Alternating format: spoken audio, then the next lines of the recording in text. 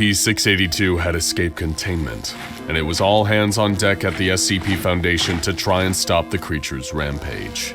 All unarmed personnel were running to escape before 682 had a chance to rip them apart, as the security team bravely fought to incapacitate the hard-to-destroy reptile long enough to return him to his acid tank.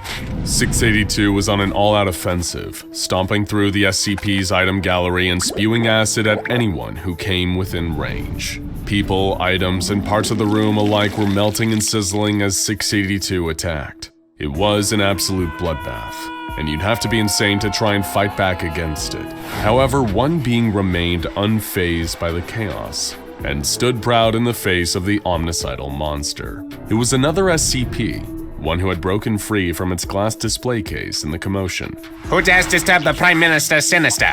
it said in a high tinny voice. "I shall rip your eyes from their sockets and force you to eat them." SCP-682 stopped to see who had threatened him. It was almost laughable that this thing had dared to make such a violent threat, because there was no way that this little thing would be able to stand up to the unkillable 682. But its size didn't stop it from trying to pick a fight all the same. The SCP was a tiny robot made from junk, which looked more like a sculpture made from scrap that was found on the side of the road than a functional automaton. Its head was made of an upside-down voltmeter, giving it the appearance of a smiling face, and its arms were made of wrenches. It was capable of walking around, though it seemed to have difficulty moving as it was very top-heavy. It shook a rusty fist at SCP-682 and continued to threaten him, shouting, "You do not know the fury you have unleashed! Robo-Lord the Destructor will end you!" SCP-682 swiped at the robot, annoyed by its continued attempts to antagonize him. The robot toppled over and struggled to stand again, but when it did, it ran for 682's feet.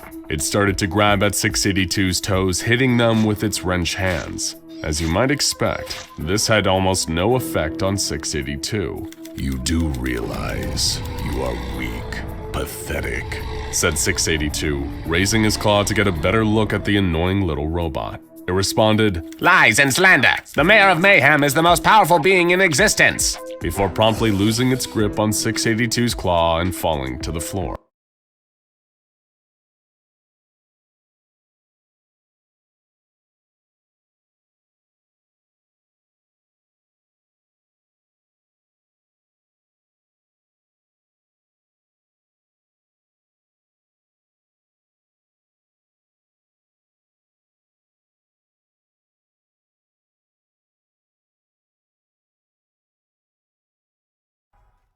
Now 682 was really getting tired of this thing.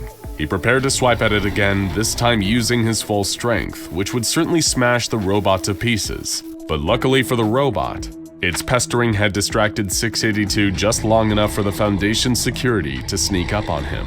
Before 682 had a chance to smash the robot, the Foundation fired on him with a volley of rockets, reducing him to a misshapen lump. The security team collected up 682's remains, ready to put them back into a backup acid tank. But the task was made slightly more difficult by the fact that the robot was running around underfoot, trying in vain to now attack them instead. What was this strange little robot that thought it could attack the unkillable lizard 682? Meet SCP-1370. Appropriately nicknamed the Pesterbot by Foundation personnel. Pesterbot is a small robot made of junk that displays sentience and the ability to move despite having no power source. Everything about SCP-1370 defies common sense. The voltmeter that serves as its head contains no sensors, but it seems unable to see if the voltmeter is covered.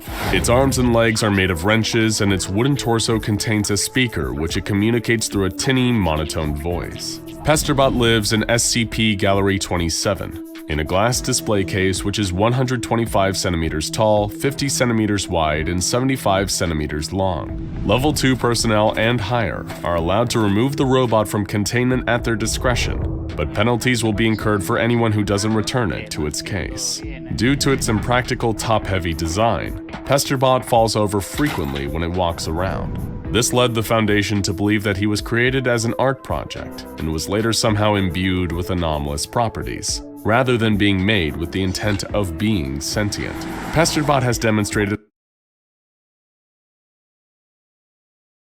a high capacity for learning, having been taught how to speak in English, French, and Latin. However, the major factor hampering attempts to further test its intelligence has nothing to do with its robotic processing power.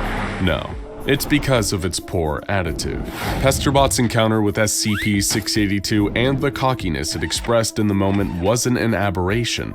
This SCP really believes it's a killing machine, and as a result it will pick a fight with anyone and anything that moves. This even includes its own reflection, and as a result the glass of its container must be made as non-reflective as possible to prevent the robot from damaging the case or itself in attempts to fight its mirror self.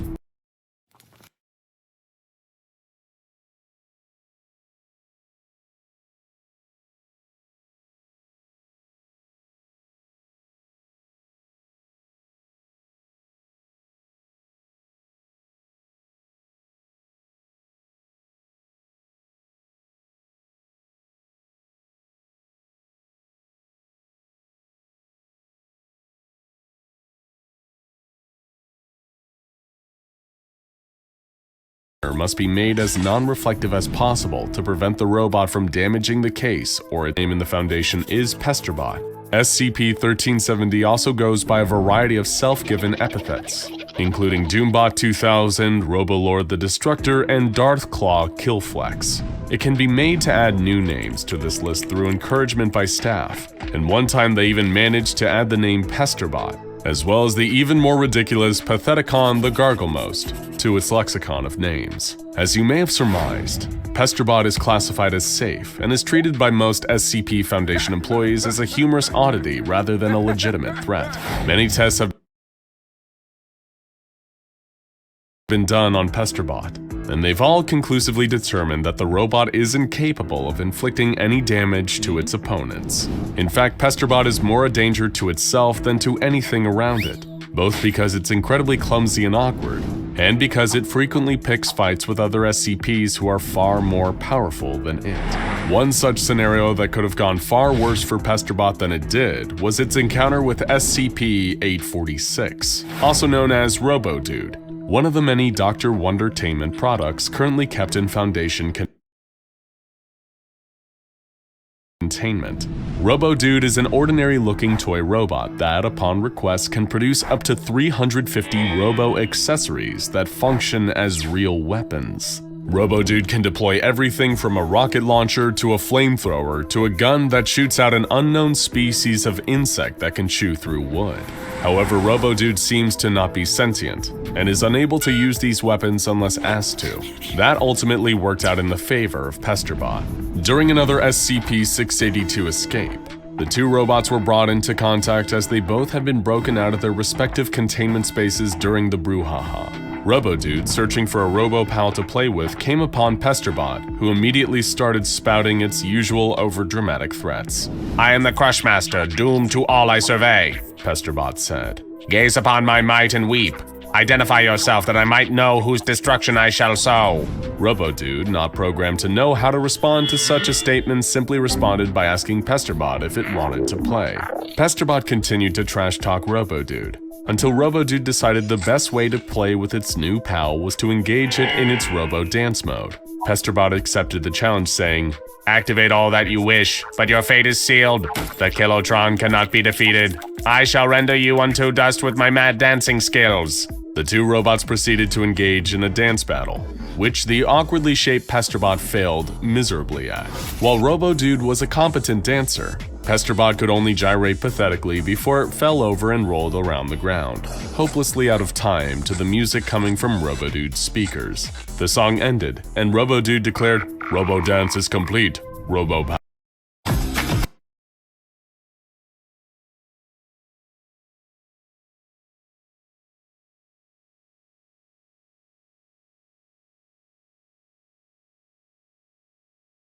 Pesterbot was unable to accept its failure and replied, "Ha, pathetic one. You have been schooled in the art of the dance by none other than the Meccano Basher, scourge of 1,000 worlds. Kneel before me before I end your worthless existence." Robo-Dude, unimpressed with Pesterbot's poor sportsmanship, deployed its hydrogen cannon, which it was programmed to do whenever it detected a sore loser. Fortunately for Pesterbot, hydrogen cannon was just the name for Robo-Dude's water pistol. While Pesterbot will attempt to fight anything that moves, the truth is this robot will attack virtually anything it perceives as being even slightly alive. This is perhaps best illustrated by one of the tests of Pesterbot's abilities that involve putting a small speaker at the base of a potted houseplant and speaking through it from another room. The plant was placed across from Pesterbot in the testing chamber, and the interaction was monitored by researchers from outside. Researcher Davies spoke through the speaker in the plant pot. He asked Pesterbot if he could hear him, and it answered, "Who dares? All souls will burn. You will feel the sharp sting of my wrath. Identify yourself so that I may sing damnation upon you as you die." The robot began approaching the plant. Davies, speaking as the plant, identified himself. "I am a split-leaf philodendron, a semi-woody shrub with large glossy leaves." At this point, he had to try very hard not to laugh at the absurdity of this test and the robot's reaction. He continued, "These leaves can grow up to 3 feet long." Pesterbot used its wrench to try and wrestle with the leaves, but was bested by the mighty plant and unable to cause any damage. Enraged by its failure, it said, "Your mockery spells your doom. I have arrived. You will be crushed betwixt my digits." Pesterbot then fell over and was unable to right itself. It struggled and spent 6 minutes trying to stand before its flailing knocked over the plant, which did nothing to help and in fact pinned the robot to the ground.